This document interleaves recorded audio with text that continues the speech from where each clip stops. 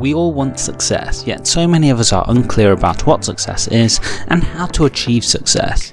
In this video, we look at the starting point in the foundations of being successful, looking at motivation. If you're hungry to succeed, then this series has been designed specifically for you, giving you tips and clarity on elements that make us successful in a given endeavour, and how to follow through to be successful. In the last part, we looked at the importance of proper planning and how to plan a project in detail, factoring in multiple factors to ensure it goes as smoothly as possible. Today's video will focus on motivation, which is important to following through to taking action and being successful. Before we go into motivation, let's just reiterate the parts that will be covered as part of this series. Number 1, ideas. Number 2, planning. Number 3, motivation. Number 4, action. And number 5, recycling. Make sure to watch the other parts, as the structure requires each facet to be applied correctly and if you want to see results to match your ambition. Now, before we get into the concept of motivation, I want to make absolutely clear that motivation without action is nothing more than a meaningless waste of energy.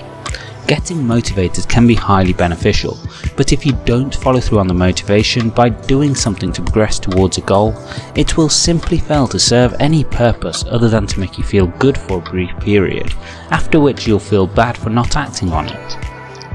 So how can motivation benefit us?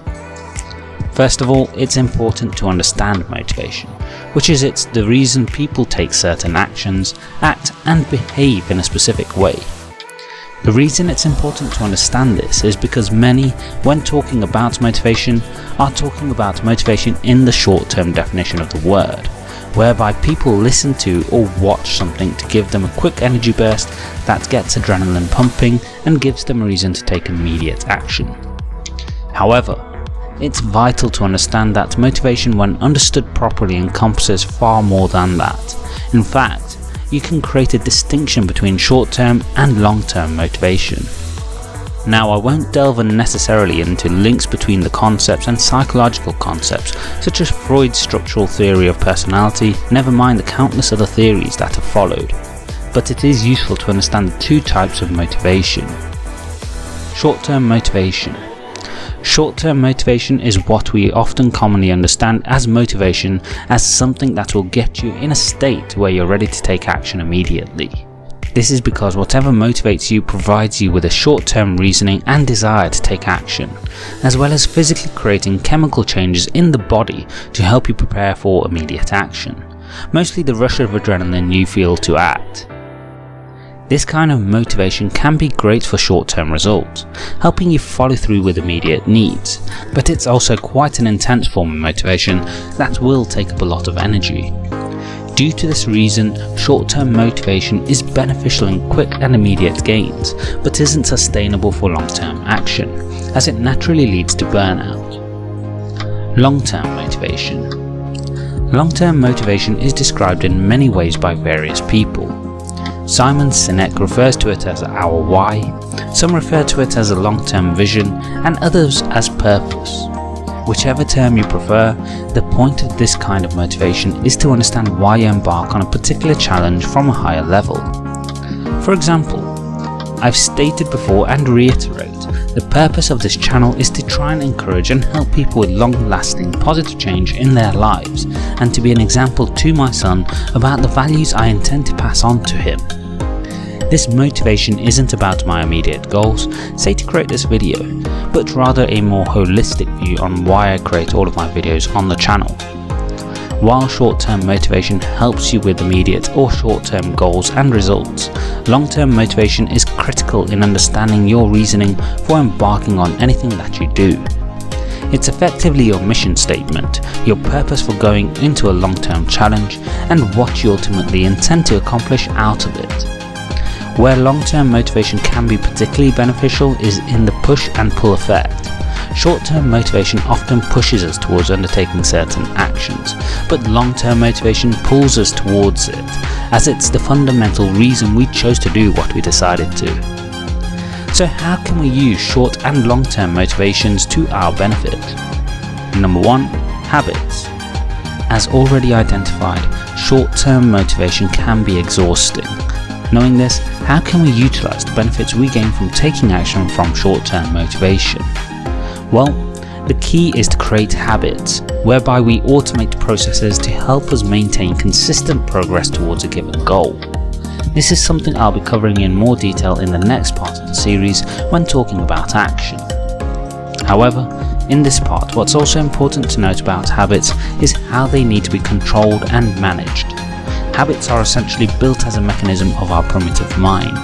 In prehistoric times, this was to eat, survive and procreate, meaning we'd have natural instincts to help ensure that those needs are met. Today, we build habits to help for other reasons, but we're still using our primitive minds when doing habits, meaning we do them out of instinct and automation, not necessarily from thought.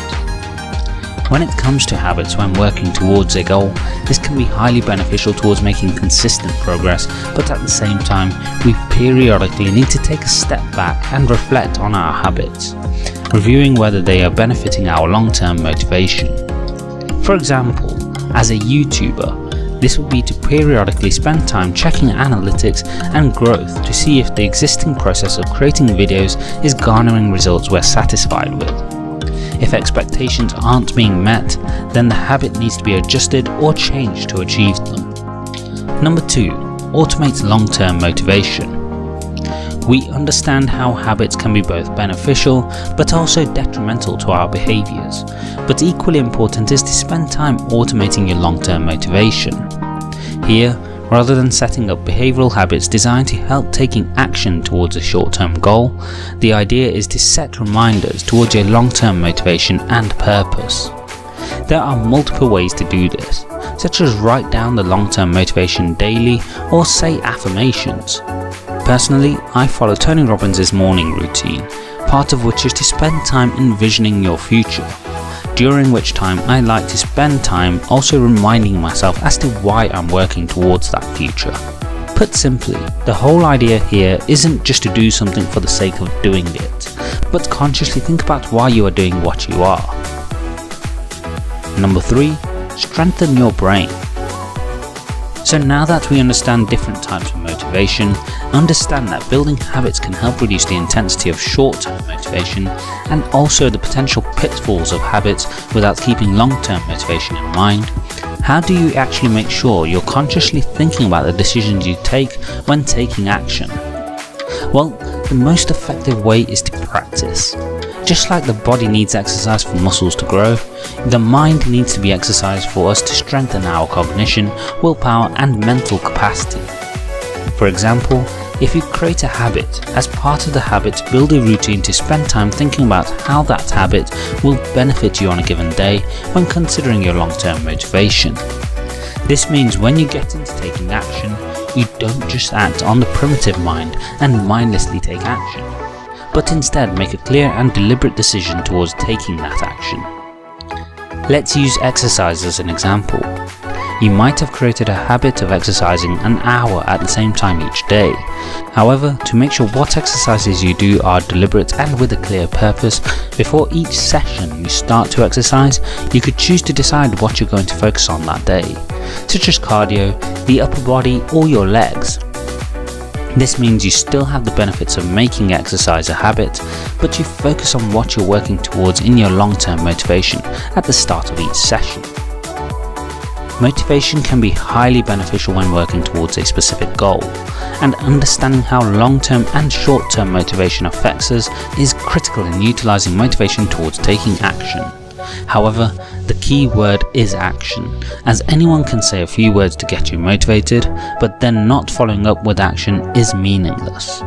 And this is precisely why we'll be looking at action in the next video. But in the meantime, I would love to know what you do to get motivated. Let me know in the comment section below. If you enjoyed this, please leave a like and share this with others as we aim to help people live life on their terms, and subscribe for more content like this. Make sure to hit the bell icon to ensure YouTube notifies you of the latest content. Thanks for watching.